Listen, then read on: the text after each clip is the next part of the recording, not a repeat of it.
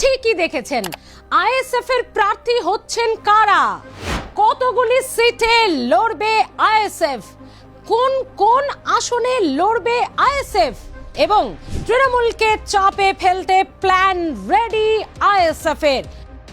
শুধু প্রার্থী তালিকা নিয়ে ভাবনা নয়, শুধুমাত্র কোন কোন সিটে লড়বে সেই ভাবনায় নয়, মতুয়াদের পাশেও এবার আইএসএফ, মতুয়াদের নিয়েও কথা বলবে এবার আইএসএফ বিধায়ক নওশাদ সিদ্দিকী। কি রয়েছে সেই প্ল্যানে, প্রার্থী হচ্ছেন কারা, তাতেই বা কি কি চমক রয়েছে, আজকের ভিডিওতে সেটাই জানাবো আপনাদের।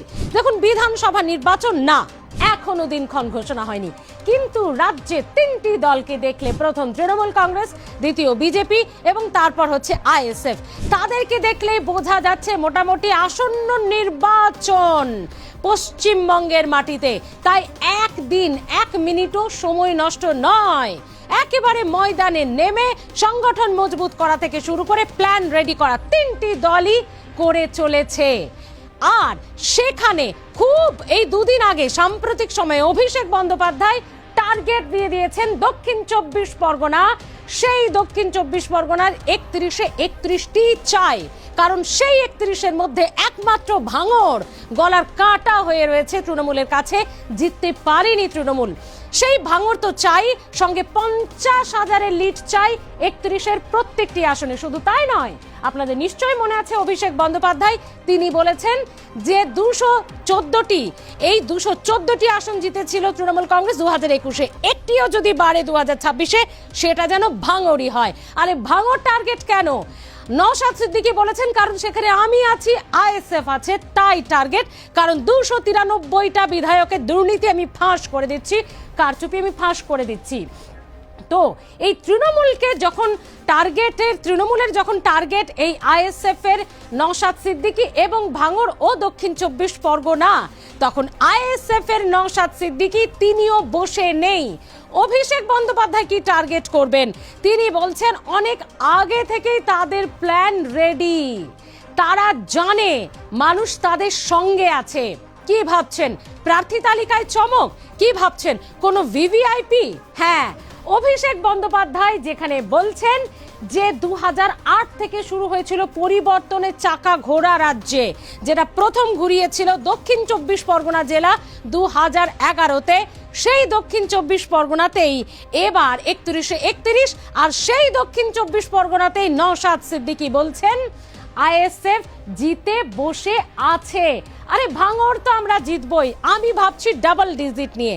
আর এখানেই তো সেই ভাবনা, প্রার্থী প্রার্থী প্রার্থী, ভাঙড়ের প্রার্থী হবেন কারা, নওশাদ সিদ্দিকী নাকি অন্য কেউ, আইএসএফ এর প্রার্থী হবেন কারা?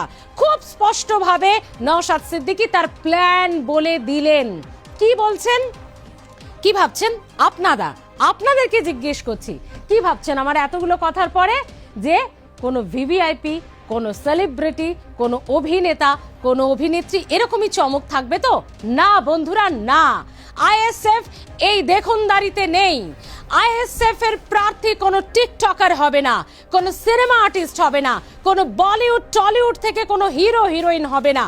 কারণ তারা সিনেমা করবেন নাকি তারা কৃষকদের কথা বলবেন, তারা সিনেমা করবেন নাকি তারা হায়ার এডুকেশন নিয়ে কথা বলবেন, তারা সিনেমা করবেন নাকি স্পোর্টস নিয়ে ভাববেন, বঞ্চিত মানুষদের নিয়ে ভাববেন। অর্থাৎ কোনো অভিনেতা অভিনেত্রী নয়, তাদেরকে অপমান করা নয়, কিন্তু তাদের জগৎটা যেহেতু আলাদা, তাই সেখান থেকে তাদের প্রার্থী নয়। আইএসএফ এর নওশাদ সিদ্দিকী স্পষ্ট করে দিয়েছেন বিগত বছরগুলি 2024 লোকসভা নির্বাচন, 2021 বিধানসভা নির্বাচন, পঞ্চায়েত নির্বাচন, এইগুলো দেখলেই বুঝতে পারবেন আইএসএফ কাদের প্রাধান্য দেয়। তাহলেই আপনাদের কাছে বিষয়টা পরিষ্কার হয়ে যাবে। ডাক্তার, শিক্ষক, প্রফেসর, বঞ্চিত সমাজ, এই সমাজ থেকে, এই শিক্ষিত সুশীল সমাজ থেকেই আইএসএফ প্রার্থী করবে, কোনো রকম ব্লগার, টিকটকার বা অভিনেতা অভিনেত্রী বা দেখনদারি নয়। একেবারে যারা সাধারণ মানুষের হয়ে কথা বলে, বিধানসভায় যারা দাঁড়াবে, যারা সাধারণ মানুষের কথা বলবে, তাদের দুঃখ কষ্ট বুঝে কথা বলবে, এরকমই প্রার্থী চায় আইএসএফ এর। হ্যাঁ, এভাবেই আইএসএফ ভাবছে তাদের প্রার্থী। আর বাকি রইল কটা আসনে লড়বে, প্রত্যেকটি জেলায় প্রার্থী দেবে আইএসএফ। উত্তরবঙ্গ থেকে দক্ষিণবঙ্গ, কোচবিহার, আলিপুরদুয়ার থেকে বাঁকুড়া, পুরুলিয়া সব জায়গায় প্রার্থী দেবে আইএসএফ। 294টাতে না হলেও কোনো জেলা কার্যত বাদ দেবে না আইএসএফ। এভাবেই অভিষেক বন্দ্যোপাধ্যায় কি টার্গেট দেবেন? এভাবে অনেক আগে অভিষেক বন্দ্যোপাধ্যায়ের ভাঙড় এবং দক্ষিণ 24 পরগনাকে টার্গেট করার অনেক আগেই আইএসএফ বিধায়ক নওশাদ সিদ্দিকী এবং টিম আইএসএফ তারা সংগঠন নিয়ে এতটা আত্মবিশ্বাসী, তারা বলছেন তারা প্ল্যান রেডি করে ফেলেছেন। আরো যদি স্পষ্ট করে জানতে চান আইএসএফ এর প্রার্থী হচ্ছেন কারা, কি প্ল্যান রেডি তৃণমূলকে চাপে ফেলতে, শুনুন নওশাদ সিদ্দিকী কি বলছেন। এখন কন্টেস্ট করি, আপনার বিগত লোকসভা নির্বাচনে দেখবেন যে আমাদের প্রার্থীর কোয়ালিটিগুলো কি ছিল। আমরা সবসময় বিভিন্ন স্তর থেকে তুলে নিয়ে আসার চেষ্টা করি বঞ্চিত সমাজ, পিছড়ে বর্গের মানুষকে, যিনি প্রফেসর, ডক্টর, এই ধরনের যারা হাইলি এডুকেটেড তাদেরকে আমরা কন্টেস্ট করানোর চেষ্টা করি। মানুষ সুযোগ দিলে তারা আইনসভার মধ্যে যাবে, আইনসভার মধ্যে গিয়ে আমাদের দুরবস্থার কথা তুলবেন এবং কিভাবে সমাধান করা যাবে তার কথা বলবে। তার পরিবর্তে যদি কোনো টিকটকার, কোনো বলিউড, হলিউডের কোনো সেলিব্রিটি যারা আছেন, যারা নায়ক নায়িকা আছেন, তাদেরকে দেওয়া মানে ওই পথটাকে আমি অসম্মান করছি না তাদেরকে। তারা সিনেমা বানাবে না এখানে কৃষকের জন্য সওয়াল করবে, তারা সিনেমা বানাবে না পরিযায়ী শ্রমিকদের প্রোটেকশনের কথা বলবে, তারা সিনেমা বানাবে না গ্রাম উন্নয়ন দপ্তরের কথা বলবে, তারা সিনেমা বানাবে না স্পোর্টসের ডেভেলপমেন্টের কথা বলবে, না হায়ার এডুকেশনের যে বিষয়ে কথা বলবে। তারা তাদের এই বিষয়ে তারা চর্চা করার সময় কম, তাদের সিনেমা তাদের কাজে তারা ব্যস্ত থাকে। দেখুন, আমি 294 দেবো না, এটা আমি বলতে পারি, তবে 2021-এ যা দিয়েছি তার থেকে নিশ্চিতভাবে সংগঠন অনেক ভালো জায়গায় এগিয়ে গেছে মানুষের সহযোগিতাতে। যেমন এখানে দেখুন, আজকে চাঁচলে আমি দাঁড়িয়ে আছি, তো 2021-এ আমাদের চাঁচলে সংগঠনের কিছুই ছিল না, আজকে ব্যাপকভাবে মানুষের জমায়েত হয়েছে। তো প্রচারটা স্বল্প টাইমের মধ্যে হয়েছে, তো ব্যাপকভাবে জমায়েত হয়েছে। তো আমরা যেখানে সংগঠন আমাদের শক্তিশালী সেই জায়গাতে আমরা রাজ্যের বিভিন্ন জায়গায় প্রার্থী দেবো, আলিপুরদুয়ার থেকে শুরু করে, কোচবিহার থেকে শুরু করে, এদিকে পুরুলিয়া, ঝাড়গ্রাম, বাঁকুড়া, সব জায়গায় প্রতিটা জেলায় আমরা প্রার্থী দেবো। সেই রকম আমাদের সংগঠন তৈরি করেছি। শুনলেন, প্ল্যান জলের মতো পরিষ্কার, একেবারে সাধারণ সমাজ থেকে সাধারণ মানুষ তারাই হবে আইএসএফ এর প্রার্থী। বুঝে গেছেন, কোনো চমক সেখানে নয়, কোনো অভিনেতা অভিনেত্রী নয়। আপনারা কি ভাবছেন, আপনারা কি মনে করছেন আইএসএফ এর এই প্ল্যান, যেখানে দক্ষিণ 24 পরগনা গোটাটাই জেতার প্ল্যান করেছেন অভিষেক বন্দ্যোপাধ্যায়, যে টার্গেট দিয়ে দিয়েছেন 50,000 লিডে প্রত্যেকটা সিটে, যেভাবে বলেছেন যে 2008 থেকে যে পরিবর্তনের চাকা দক্ষিণ 24 পরগনা ঘুরেছিল, সেই পরিবর্তন অর্থাৎ 31-31 চাই দক্ষিণ 24 পরগনায়, সেখানে কি সম্ভব?